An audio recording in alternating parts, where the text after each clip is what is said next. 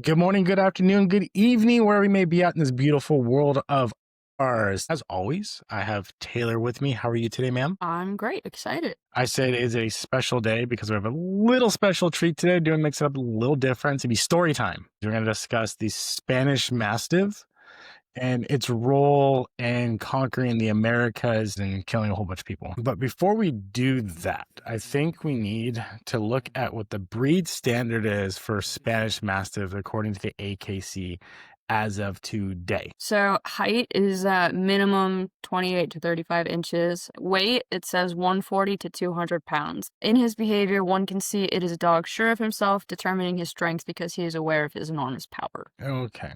So, as previously discussed, understanding the Spanish influence and conquering of so much of the world, historians have actually referenced that it was men, horses, and dogs that were used in this conquest. Throughout that time, when Christopher Columbus was exploring, the initial travels weren't with dogs per se. Historians do note that they were traveling potentially with a greyhound type dog, strictly for hunting purposes. You can remember, Christopher Columbus was exploring to find new trade routes and new stuff to take back with him so he could introduce new spices and gold and these new exotic things that they did not have in Spain at that time. It wasn't until his second trip where they started bringing their dogs and stuff for war because they were going to go conquer things. And so from the historian's point of view, they had mastiffs, just big dogs, probably not looking like our Spanish Mastiff today. And part of the training process, legend has it, that they were actually feeding the dogs human meat, particularly from the indigenous people that they were killing, to train the dogs so when they went to war with them, to have them want to actually hunt and kill and eat. So a little gruesome there. That's hella barbaric. Not only that, but like you had to think of that as a dog trainer in the 1400s, and even in the literature and some other studies, they talk about how they had actually starved the dogs before war, so they became even more aggressive in wanting to hunt and kill said people. So when they talk about these dogs initially coming over, they were very aware and keen on breeding traits and being true to the bloodlines and actually naming dogs based off of what they were good at. So they understood, oh, that's a good hunter, that's a good fighter, and breeding for those traits based off the names of the dogs.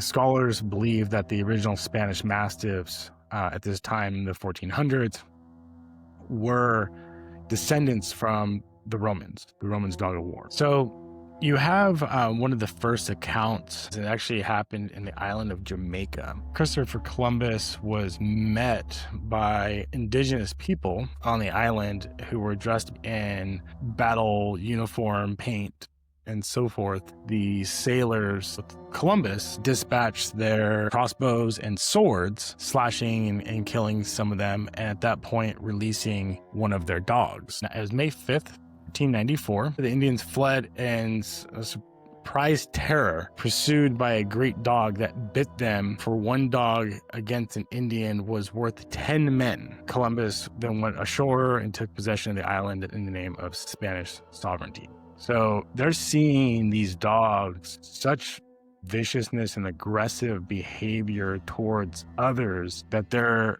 accounting basically one dog for 10 men. This dog is doing the work of wartime of 10 soldiers, which is pretty unbelievable. Because they have a depiction of the battle and they show this dog on top of a guy.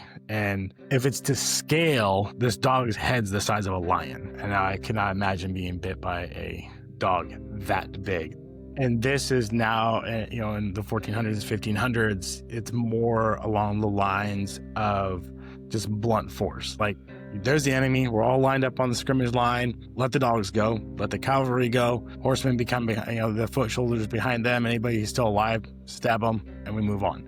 Right. And so, having big, scary intimidation factors, in the form of a four-legged beast out front, like, you're going to start thinking twice, right? Especially because the dogs that they must have been exposed to up to that point would have been very different. Like the dogs that would have been native to that area before colonizers and conquistadors showed up.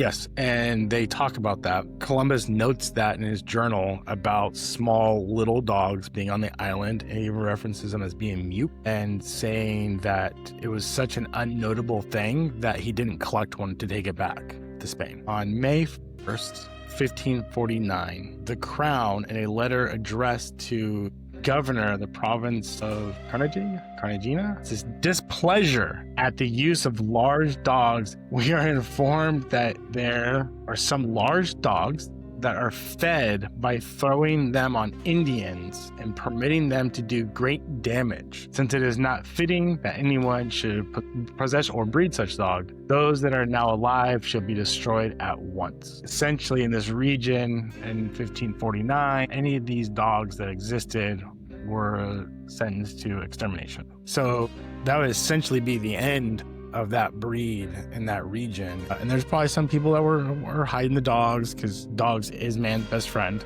They had a new town that was established in the Indies near Topo, T-O-P-O, and they were getting attacked, and they decided to just kind of let the dogs do their thing there. The Indians actually became so fearful to use the forest trails. The dogs, being skilled in scent and tracking, were still able to find these Indians for trying to sneak up on these attacks. So they quickly understood that, hey, these dogs possess skills far superior to our knowledge of the land. The dogs could easily pick up on their scent and track them, find them, and kill them. And so because of that, these Indians simply just stopped the attacks. In 1570, Francisco de Castro raised a dog which bore the noble name of Amadis, A-M-A-D-I-S, was so fierce, strong, and they note this, carnivorous, meaning eating meat, carnivore, that it was banned in parts of the Spanish settlements in those certain regions. Like, this dog was not allowed to go there because it was just wanting to eat and kill everything. Yeah, Amadis, the character that the dog was named after, it's a story about a knight that was written in 1508. So they named him after this really popular folklore character, it sounds like. People do that today. Yeah. I think you might have mentioned him already, Becerrillo, and how he was so well known all around Puerto Rico because of how many people he mauled and killed. Well, it's actually a story where they sent him to go kill some old lady, and she started like praying to God and all those things to spare her, and he ended up like sniffing her and didn't kill her, and they let her live. His reputation was so fierce, people would kill themselves before he arrived. They figured hanging was a much simpler and easier death than being mauled by this dog. Pretty intense stuff. Now remember, history is just a bunch of agreed upon rumors, but history is also written by the victor. So take all of this with a little bit of a grain of salt, right? And understand that, yeah, there could be some exaggerations on some people's parts here, because, you know, a lot of misinformation can go a long way in winning battles. How did we get from a dog that is so ferocious to the Spanish Mastiff that we have today, which often can't even run? Well, that's a really, really great question. So when you no longer have a dog that needs to be used for war, what do you need it used for? What's good? What's the next transition, right? So it can be used for hunting. You can use it for hunting boar and bigger game that you otherwise couldn't hunt, or it'd be a lot harder to hunt. And so they actually talk about these dogs now being used to hunt pigs and boars and things like that in the New World. But they also needed protection, right? They needed estate protection or their land protection. So they understood how to breed things in and out of these dogs so they could breed out some of the human aggression and dial that back. And then just through time, over the next 400 years or so, these dogs are going to be selectively bred. And then we introduce AKC, we start doing shows and we start breeding these dogs for a certain look and a certain trait and all these other things, and not having this just raw aggression that was being used to hunt and kill people, essentially. It's probably a valuable lens to look at things through, because people so often, like I was taught when I was little, in 1492, Columbus sailed the ocean blue and he met the Native Americans and they had a nice big dinner and everybody was friends. And it's like, no, actually, the conquering of the Americas was horrible and brutal and bloody, and really awful things were done to people. Well, thank you for doing all that research and telling the horrible, gruesome story. That is the Spanish Mastiff, folks. Not as cute and cuddly as you thought. Well, we thank you guys for your time. We hope you find this educational. As always, like, subscribe, and share. What dog do we want to do next? Drop in the comments, let us know. And as always, train smart.